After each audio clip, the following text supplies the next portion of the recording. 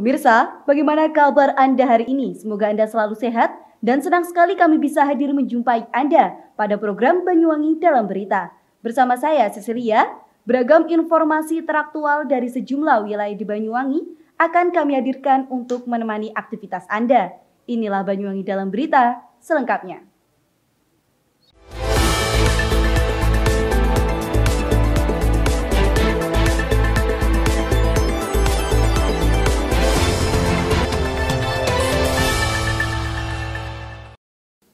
Pemirsa, sempat jadi buronan polisi, pelaku dugaan pencabulan santri berhasil ditangkap. FZ ditangkap di Lampung Utara saat mencoba kabur setelah dilaporkan oleh 6 korban santri atas dugaan asusila. Penjemputan dilakukan oleh tim khusus Macan Belambangan, Satreskrim Polresta Banyuwangi.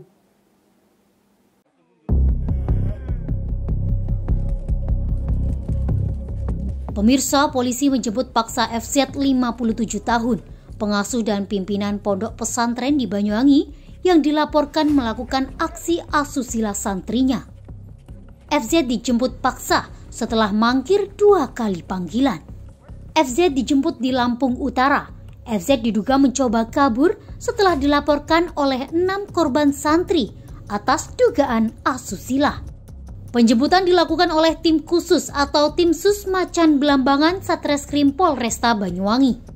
Tim sus bertugas melakukan pencarian atas keberadaan FZ. Selain itu, mereka juga bertugas mengumpulkan bukti-bukti mendalam untuk mengungkap dan membuat terang benderang kasus asusila terhadap santri secara lebih terperinci. Gerak cepat dari tim sus Macan Belambangan Satreskrim Polresta Banyuwangi dalam melakukan pencarian membuahkan hasil. FZ diamankan kemarin, Rabu 6 Juli 2022. Setelah dilaporkan, FZ kabur hingga Kecamatan Bunga Mayang, Kabupaten Lampung Utara. Kaburnya FZ pun tidak menyurutkan aparat kepolisian untuk mengejar oknum pengasuh dan pemilik pondok pesantren untuk menangkapnya. Saat ini FZ pun sudah ada di Mapolresta Banyuwangi guna menjalani pemeriksaan lebih lanjut. Kapolresta Banyuwangi Kombes Pol Dedi Fouri Milewa membenarkan ihwal pengerjaan dan penangkapan tersebut. Kapolresta menerangkan bahwa pihaknya melakukan analisa IT untuk mencari keberadaan FZ yang mangkir dari upaya pemanggilan pertama dan kedua. Dari hasil analisa IT yang dilakukan oleh tim Opsnal Satreskrim yang akhirnya ditemukan keberadaannya di Lampung Utara.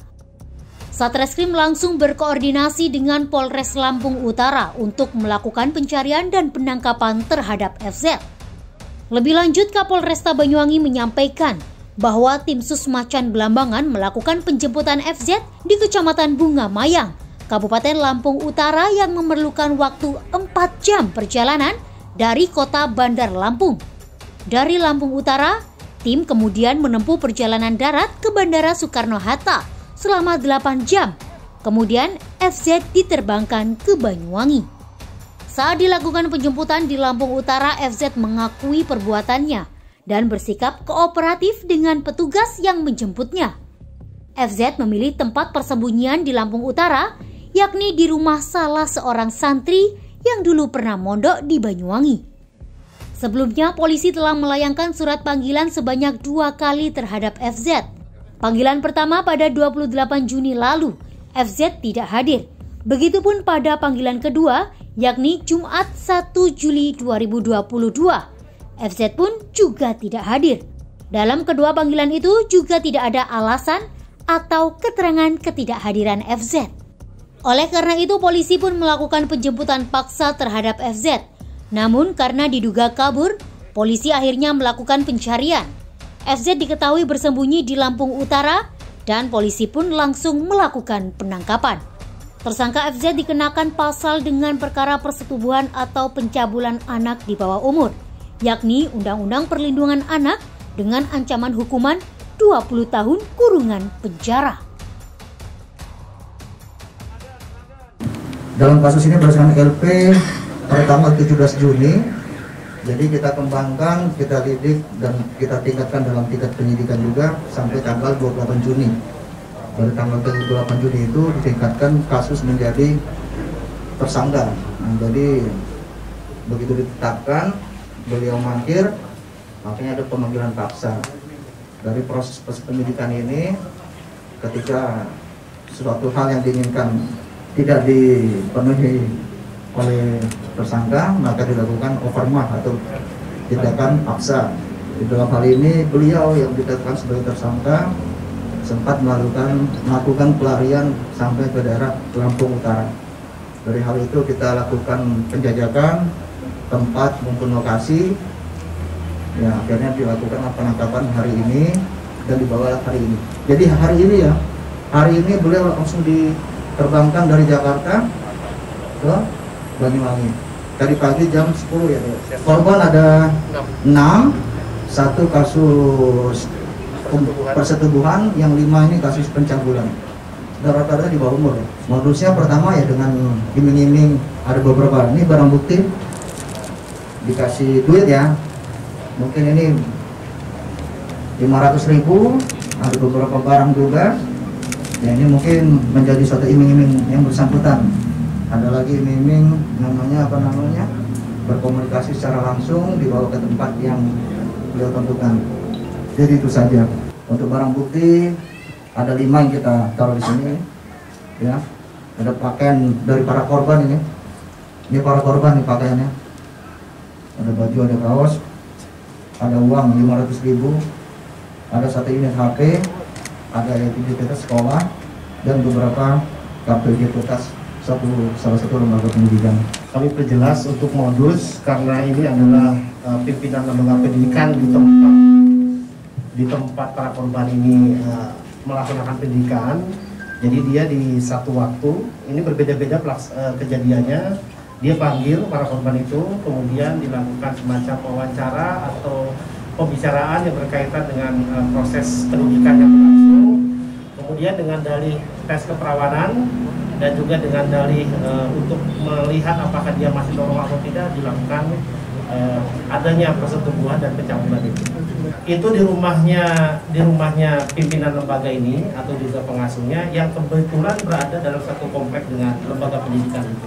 Sesuai dengan apa yang kami terima dari ke-6 korban ini, yang paling lama terjadi di tahun 2021 dan yang terbaru adalah di bulan Mei 2022. Ancaman hukuman pidana sesuai dengan pasal yang kita persangkakan adalah maksimal 20 tahun penjara. Ya, artinya yang terkait uang ini, selain iming-iming, maksudnya dari si pelaku ini semacam mahar sebetulnya. Tapi korban sama sekali tidak menyetujui, sehingga ada kondisi yang tidak setara sehingga terjadi.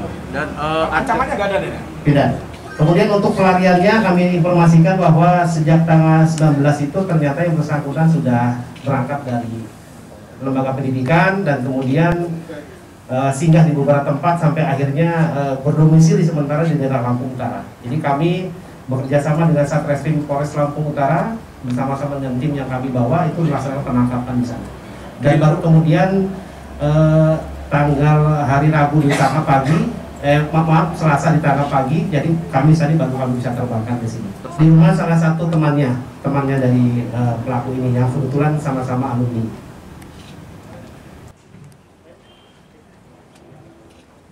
Dari Banyuwangi, Jawa Timur, Tim Liputan Banyuwangi 1 TV melaporkan.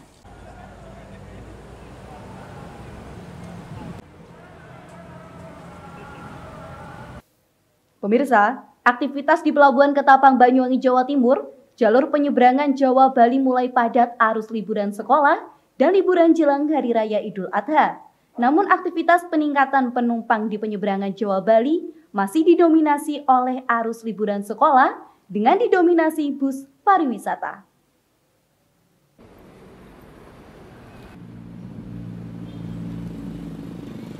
Pemirsa, beginilah suasana aktivitas di Pelabuhan Ketapang Banyuwangi, Jawa Timur yang masih terlihat normal dan lancar. Terjadi peningkatan aktivitas penumpang di Pelabuhan Ketapang Banyuwangi, baik dari arah Pelabuhan Ketapang ke Pelabuhan Gilimanuk, begitupun sebaliknya dari arah Pelabuhan Gilimanuk menuju Pelabuhan Ketapang.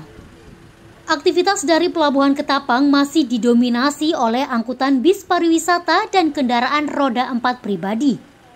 Sementara mulai terlihat arus mudik liburan Idul Adha dari arah Pelabuhan Gilimanuk ke Pelabuhan Ketapang. Menurut General Manager PT ASDP Pelabuhan Ketapang Gilimanuk, yakni Muhammad Yasin menjelaskan, liburan sekolah dan jelang liburan Idul Adha ini ada kenaikan jumlah penumpang hingga 50%. Penumpang atau kendaraan pada saat liburan ini itu karena kapasitas kita besar, Pak. Terjadi peningkatan memang. Cukup beberapa peningkatan yang cukup signifikan di bus terutama, karena orang kan menggunakan kendaraannya. Bus, kemudian kendaraan roda 2, kendaraan kecil itu cukup meningkat, Pak. Tetapi karena kapasitas kita besar sehingga nggak terlihat. Kemudian sistem layanan kita juga sudah perizi, kemudian operasional pelabuhannya juga sudah baik, sehingga terlihat lancar dan aman, Pak. Seperti yang Bapak bisa berbicara persentase, itu sisi penumpangnya kalau dia akumulir ya sekitar di atas 50% lah, Pak, dia si penumpangnya ya. Jadi kemudian kalau sisi kendaraannya yang saya katakan tadi, di sisi kendaraan busnya itu bagus, Pak, itu bisa 16%, sedangkan roda 2 itu masuk di atas 40-an%, kemudian kendaraan golongan 4 yang penumpang di atas 25%. Jadi sebenarnya cukup tinggi kalau kita berbicara, ini kan relatif average-nya kan di atas 20%. Berdasarkan data dari ASDP Pelabuhan Ketapang, ada peningkatan jumlah penumpang hingga 50%. Untuk kendaraan bus mencapai 11% dan untuk kendaraan roda 4 atau pribadi mencapai 27%. Diperkirakan puncak arus mudik liburan Idul Adha mulai terjadi besok dan hari Jumat. Dari Banyuwangi, Jawa Timur, Tim Liputan Banyuwangi 1 TV melaporkan.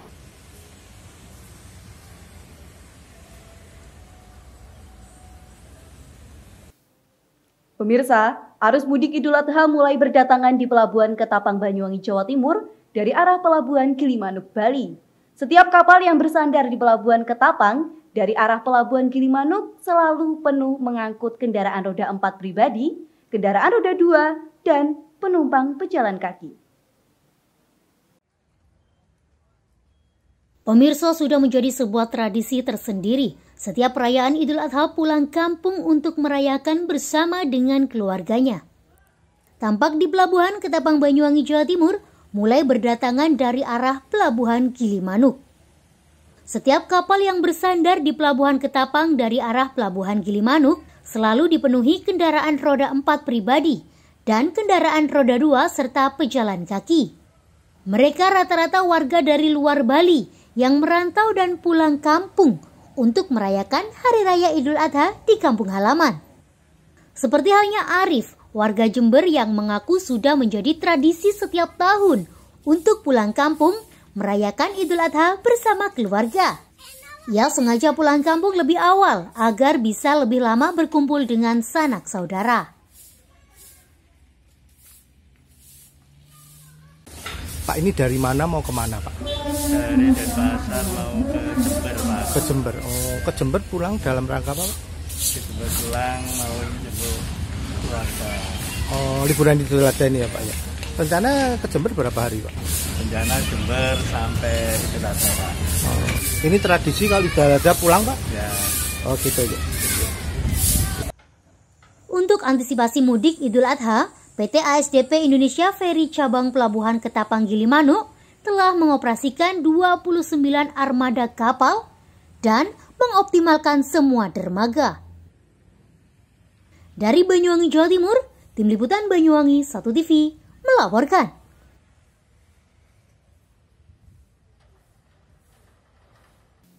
Pemirsa, serunya mengisi liburan sekolah menjadi barista cilik, anak-anak diajari tata cara menyeduh kopi, mulai secara manual hingga menggunakan mesin pembuat kopi espresso.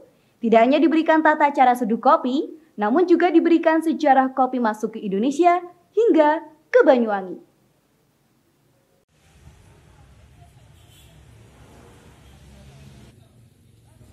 Pemirsa, beginilah keseruan anak-anak di Banyuwangi, Jawa Timur mengisi liburan sekolah dengan menjadi barista cilik dalam kelas barista cilik. Bertempat di rumah kreatif, sejumlah anak-anak mendapatkan pelajaran tata cara penyeduhan kopi, sejarah kopi, memperkenalkan peralatan untuk membuat kopi, baik secara manual dan menggunakan mesin kopi espresso. Mereka juga diperkenalkan barista-barista muda Banyuwangi, salah satunya Bagus, seorang barista difabel tuli. Anak-anak sangatlah antusias belajar menjadi barista yang memberikan ilmu terkait kopi dari barista lokal Banyuwangi yang tergabung dalam Kokawangi atau komunitas kopi kakao Banyuwangi. Tidak hanya anak-anak yang antusias dalam kelas barista cilik ini, nampak orang tua juga antusias mengabadikan anaknya yang tengah mempraktekkan tata cara membuat kopi dengan mesin atau kopi espresso dengan ponsel mereka. Menurut salah satu orang tua anak, Titi Ganesa menjelaskan, ia sengaja mengikutkan anaknya untuk mengisi liburan anak dengan sekolah singkat barista agar liburan anaknya dapat bermanfaat. Ya, artinya ini kan lagi masa liburan sekolah anak, jadi supaya anak-anak itu nggak hanya sekedar main game tiap hari Pak, liburannya kan nggak panjang juga. Jadi saya selaku orang tua itu pengennya ada kegiatan yang positif. Nah kebetulan Mas Novian ini mengadakan kegiatan barista kecil ini luar biasa buat anak-anak, supaya anak-anak itu bukan hanya main game tapi tahu nih, oh mulai dari kopi, asal mula kopi, cara membuat, kemudian sampai bentuk jadi kopi, dari biji ke kopi ke minuman kopi itu kayak apa, dan ini luar biasa. Semoga banyaklah nanti orang-orang yang atau teman-teman nih UMKM yang bisa kayak Mas Novian ini, bukan hanya sekedar untuk pendapatan tetapi menularkan ilmunya ini Pak. Ilmu itu kan luar biasa kalau ditularkan ke anak-anak supaya generasi kita ini nggak terhenti hanya di kita gitu. Sementara itu, anak-anak yang ikut belajar singkat menjadi barista mengaku senang mengisi liburan dengan belajar tata cara menyeduh kopi.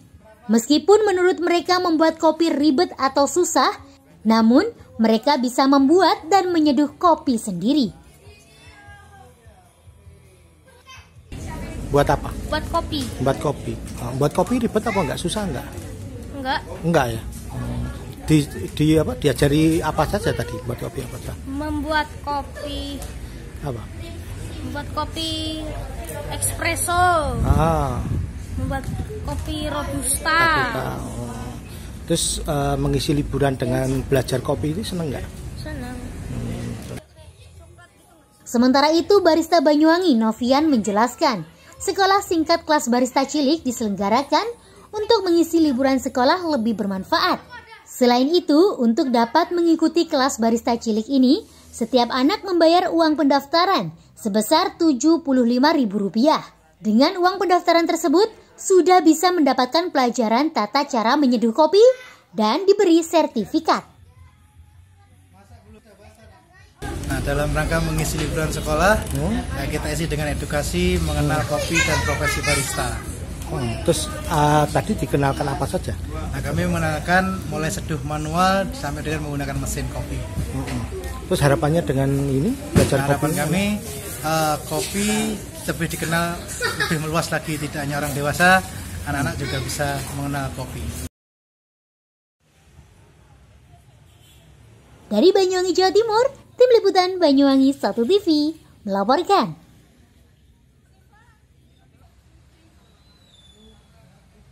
Baik pemirsa, berita tadi sekaligus menutup perjumpaan kita pada kali ini. Tetap saksikan program-program lainnya hanya ada di Banyuwangi 1 TV. Saya Cecilia, serta kerabat kerja yang bertugas pamit undur diri. Tetap jaga kesehatan dan sampai jumpa.